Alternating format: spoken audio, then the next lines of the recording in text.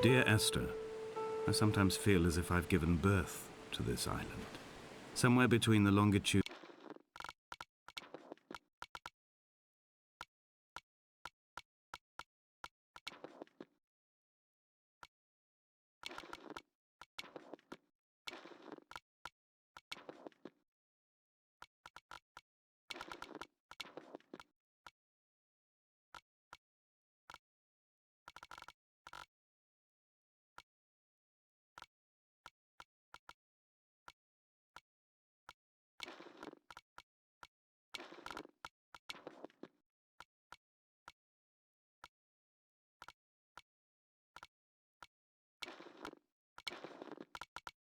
and latitude, a split opened up, and it beached remotely here. No matter how hard I correlate, it remains a singularity, an alpha point in my life that refuses all hypothesis. I return each time leaving fresh markers that I hope, in the full glare of my hopelessness, will have blossomed into fresh insight in the interim.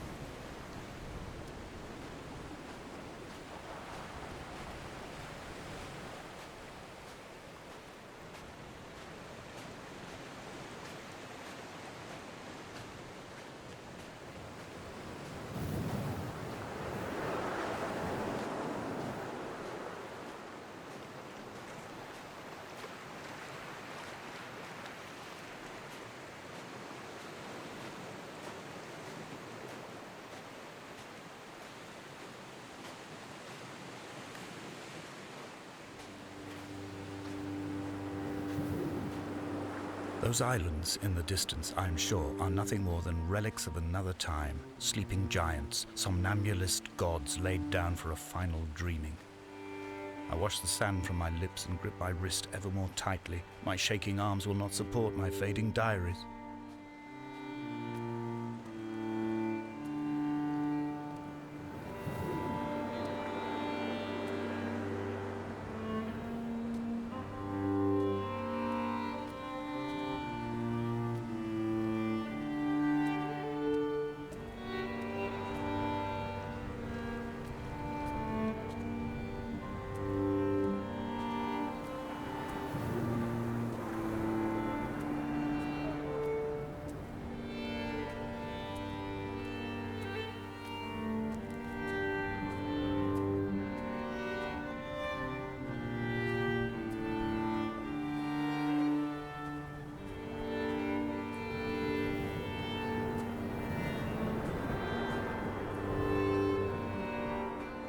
The mount is clearly the focal point of this landscape.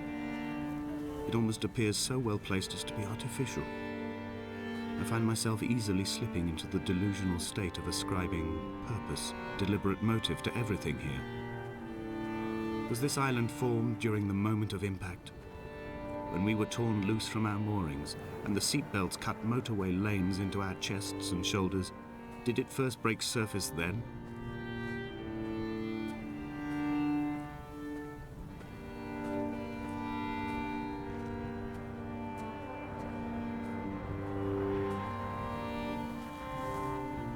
When someone had died or was dying, or was so ill they gave up what little hope they could sacrifice, they cut parallel lines into the cliff, exposing the white chalk beneath. You could see them from the mainland or the fishing boats, and know to send aid or impose a cordon of protection, and wait a generation until whatever pestilence stalked the cliff paths died along with its hosts. My lines are just for this, to keep any would-be rescuers at bay. The infection is not simply of the flesh.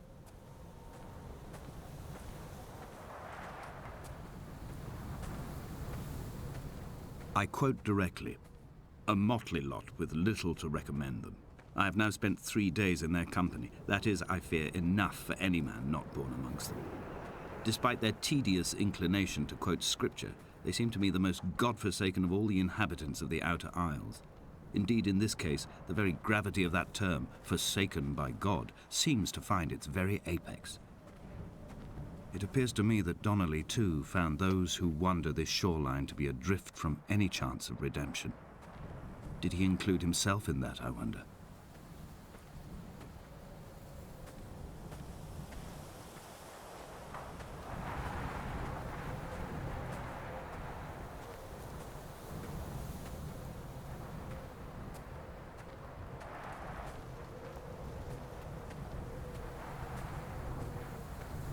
Dear Esther, I met Paul.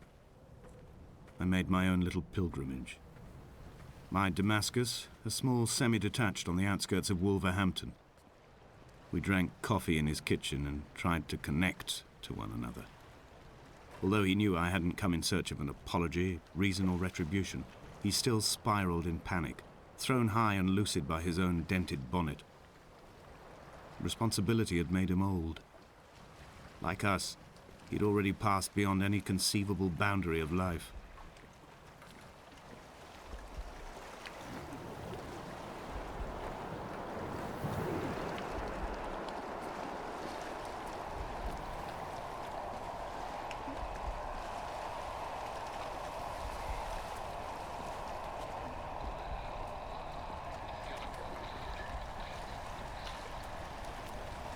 I find myself increasingly unable to find that point where the hermit ends and Paul and I begin.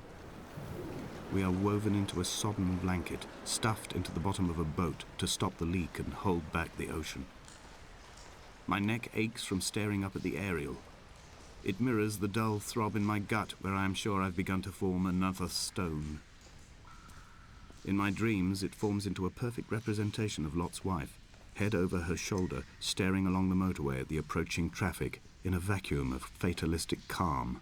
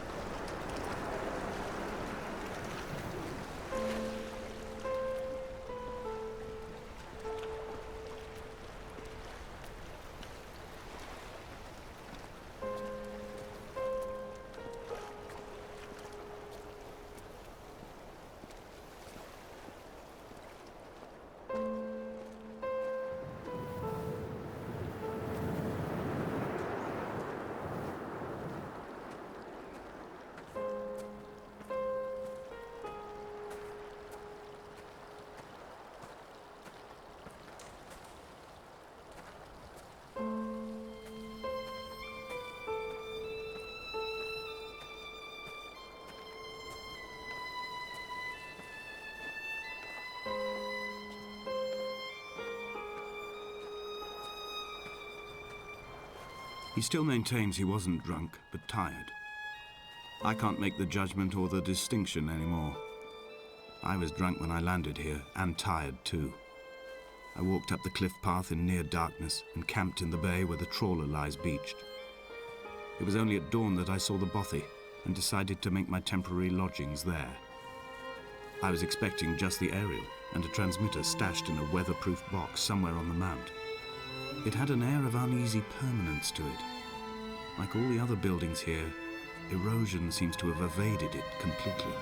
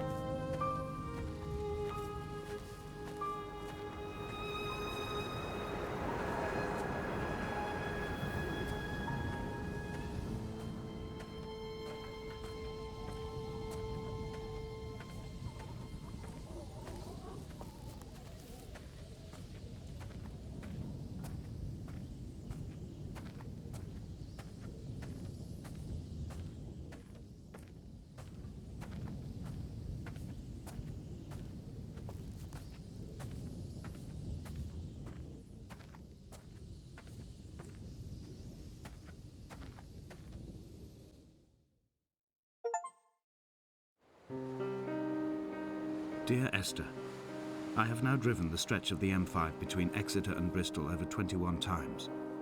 But although I have all the reports and all the witnesses and have cross-referenced them within a millimetre using my Ordnance Survey maps, I simply cannot find the location.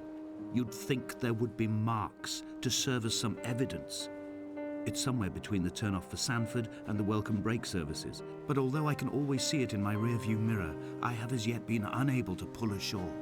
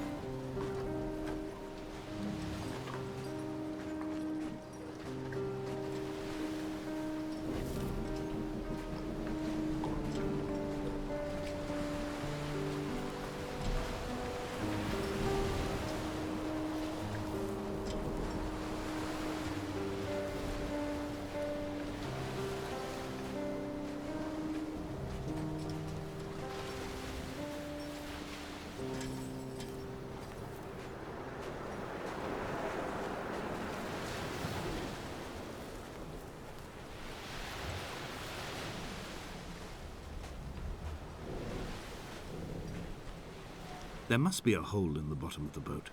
How else could new hermits have arrived?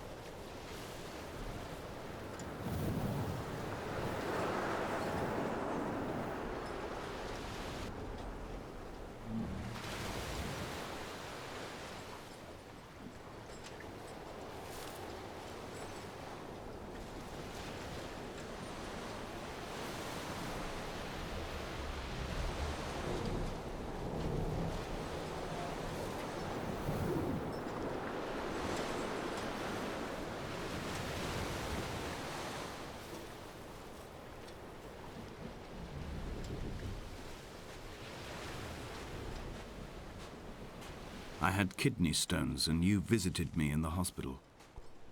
After the operation, when I was still half submerged in anesthetic, your outline and your speech both blurred. Now my stones have grown into an island and made their escape, and you have been rendered opaque by the car of a drunk.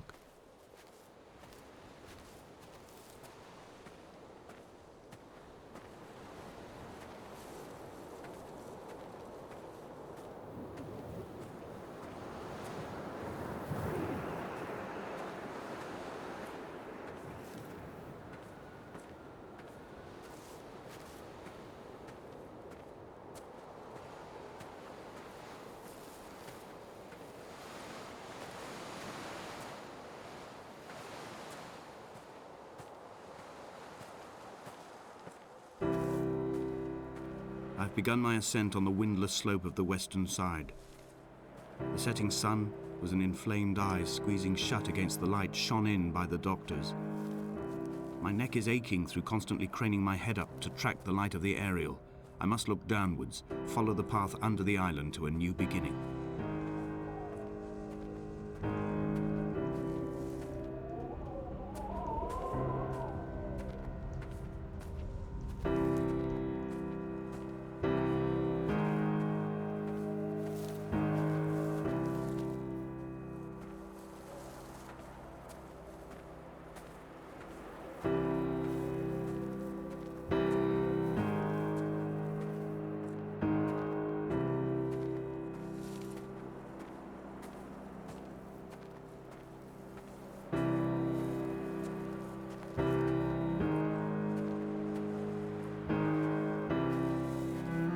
The bothy was constructed originally in the early 1700s.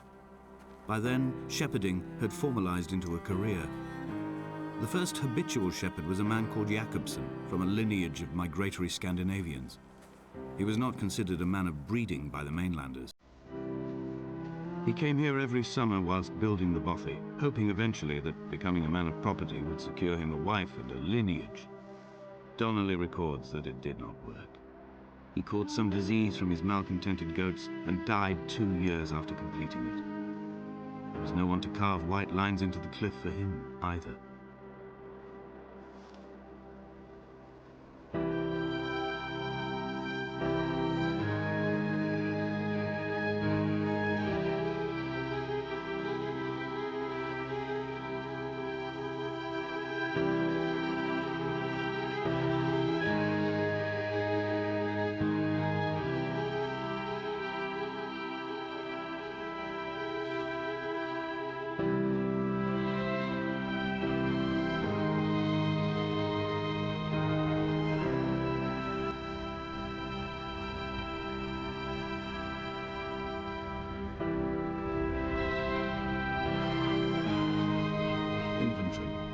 A trestle table we spread wallpaper on in our first home. A folding chair, I laughed at you for bringing camping in the lakes. I was uncomfortable later and you laughed then. This diary, the bed with the broken springs. Once asleep you have to remember not to dream. A change of clothes, Donnelly's book, stolen from Edinburgh Library on the way here. I will burn them all on the last morning and make an aerial of my own.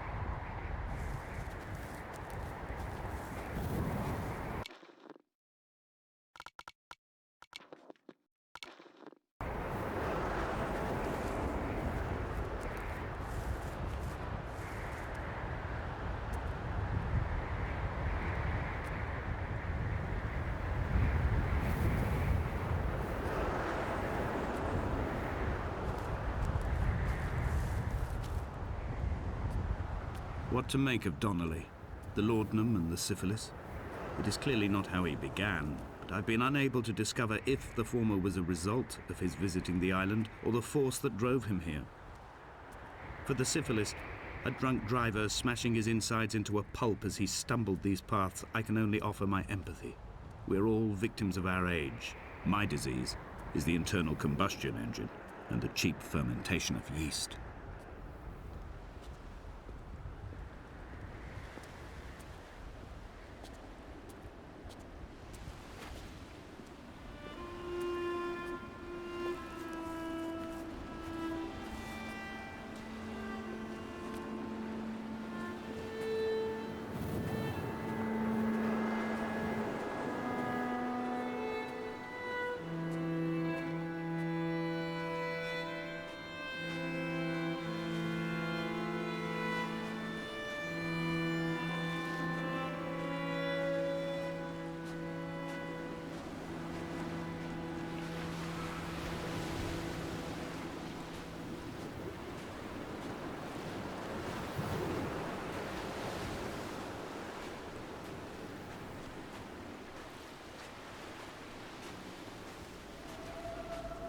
Climbing down to the caves, I slipped and fell and have injured my leg. I think the femur is broken. It is clearly infected. The skin has turned a bright, tight pink, and the pain is crashing in on waves, winter tides against my shoreline, drowning out the ache of my stones. I struggled back to the bothy to rest, but it has become clear that there is only one way this is likely to end. The medical supplies I looted from the trawler have suddenly found their purpose. They will keep me lucid for my final ascent.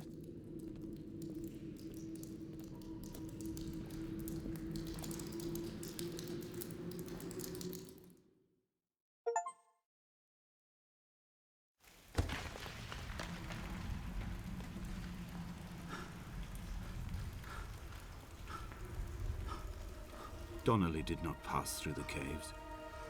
From here on in, his guidance, unreliable as it is gone from me. I understand now that it is between the two of us, and whatever correspondence can be drawn from the wet rocks.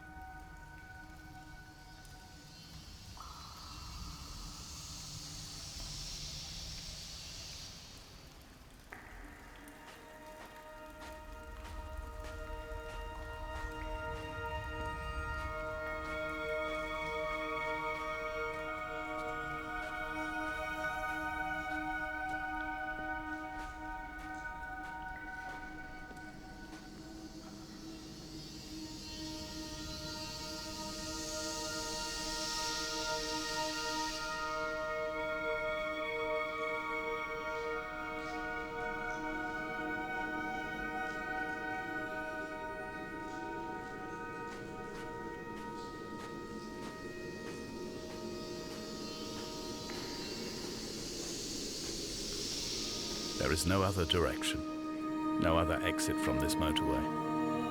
Speeding past this junction, I saw you waiting at the roadside, a one last drink in your trembled hands.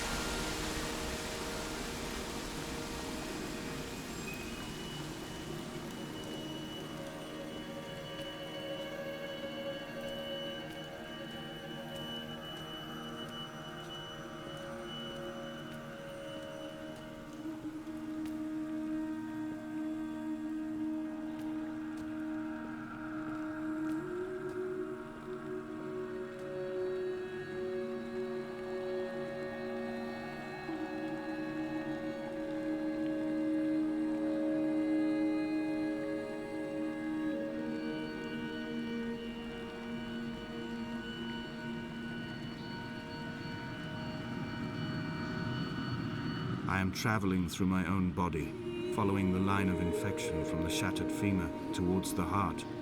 I swallow fistfuls of painkillers to stay lucid. In my delirium, I see the twin lights of the moon and the aerial shining to me through the rocks.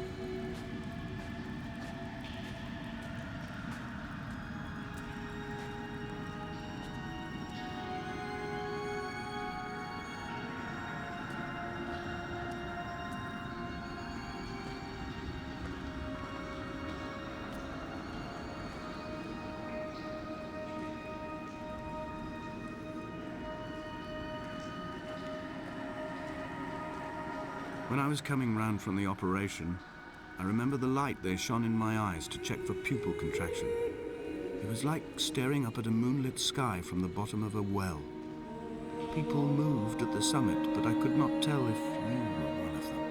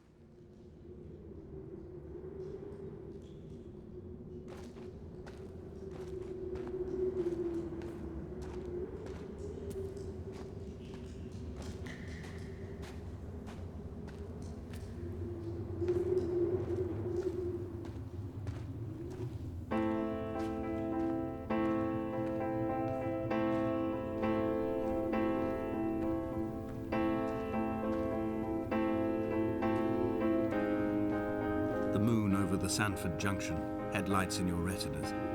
Donnelly drove a grey hatchback without a bottom. All the creatures of the tarmac rose to sing to him. All manner of symbols crudely scrawled across the cliff face of my unrest. My life reduced to an electrical diagram. All my gulls have taken flight. They will no longer roost on these outcrops. The lure of the moon over the Sanford Junction is too strong.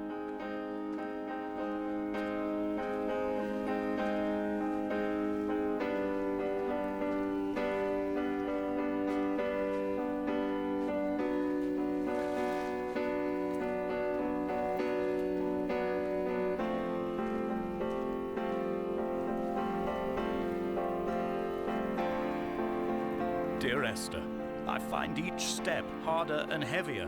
I drag Donnelly's corpse on my back across these rocks, and all I hear are his whispers of guilt, his reminders, his burnt letters, his neatly folded clothes. He tells me I was not drunk at all.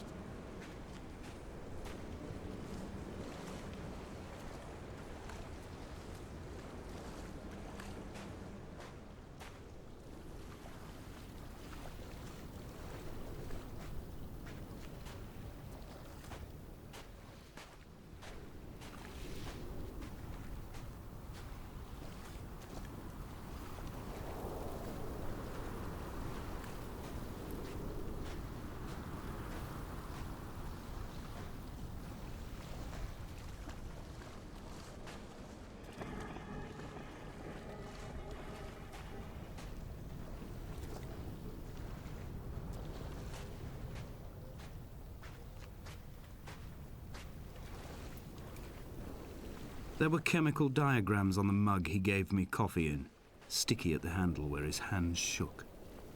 He worked for a pharmaceutical company with an office based on the outskirts of Wolverhampton. He'd been travelling back from a sales conference in Exeter, forming a strategic vision for the peddling of antacid yogurt to the European market.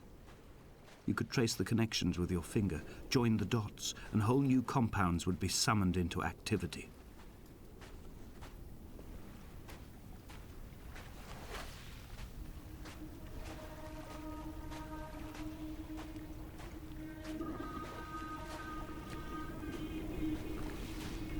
From here, I can see my armada. I collected all the letters I'd ever meant to send to you, if I'd have ever made it to the mainland, but had instead collected at the bottom of my rucksack, and I spread them out along the lost beach. Then I took each and every one, and I folded them into boats. I folded you into the creases, and then, as the sun was setting, I set the fleet to sail. Shattered into 21 pieces, I consigned you to the Atlantic, and I sat here until I'd watched all of you sink.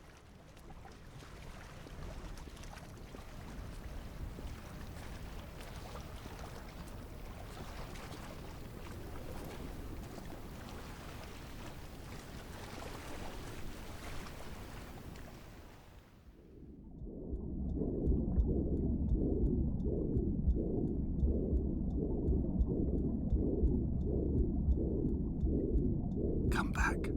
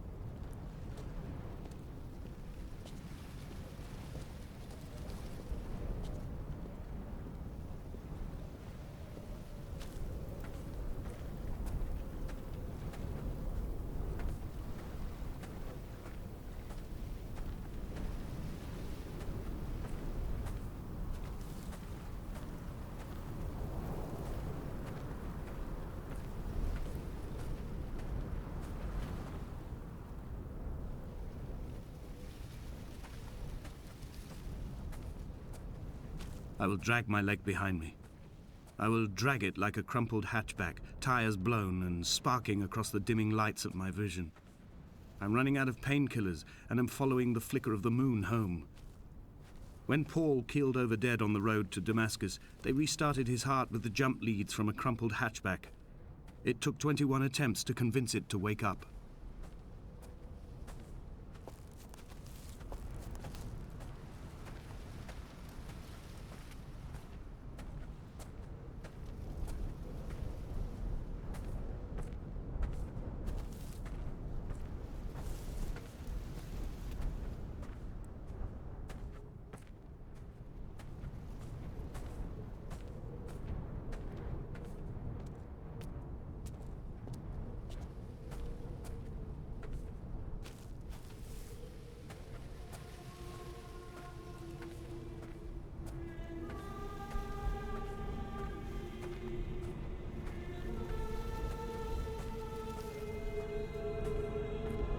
I've begun my voyage in a paper boat without a bottom.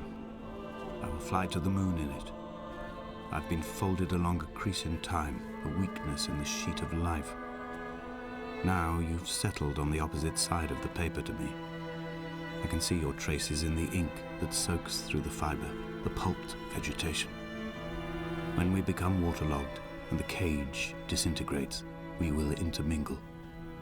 When this paper aeroplane leaves the cliff edge and carves parallel vapor trails in the dark, we will come together.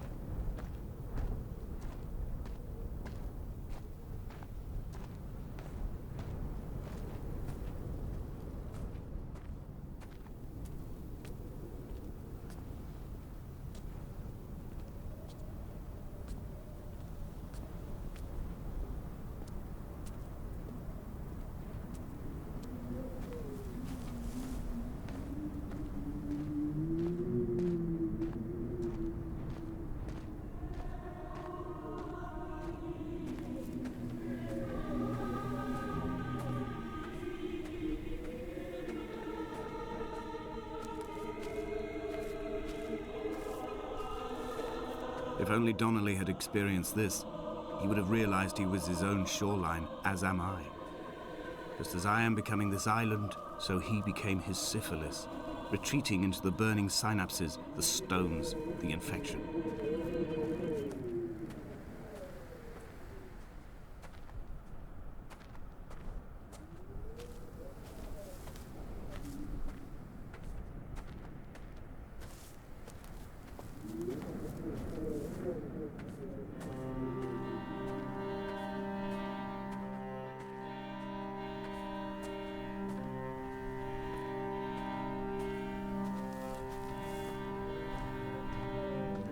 Headlights reflected in these retinas, too long in the tunnels of my island without a bottom.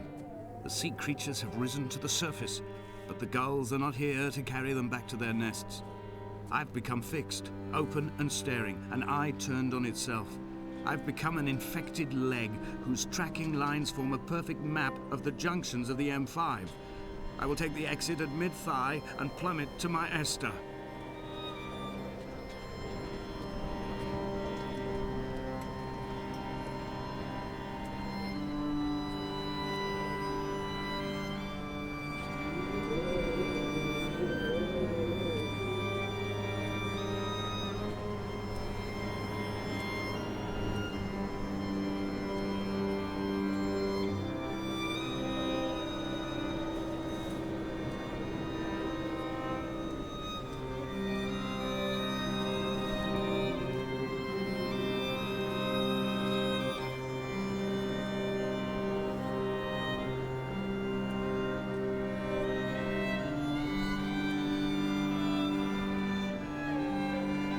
I have dredged these waters for the bones of the hermit, for the traces of Donnelly, for any sign of Jakobsen's flock, for the empty bottle that would incriminate him.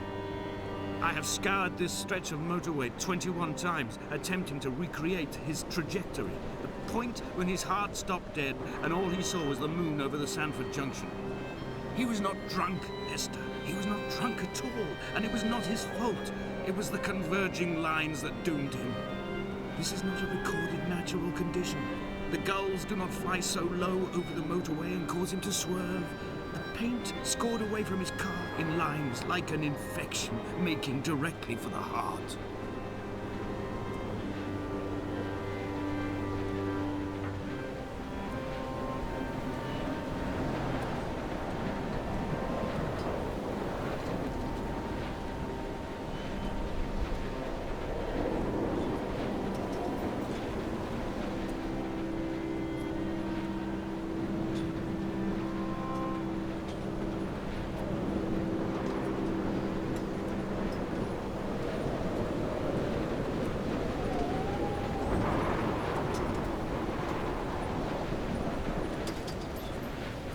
We will leave twin vapor trails in the air, white lines etched into these rocks.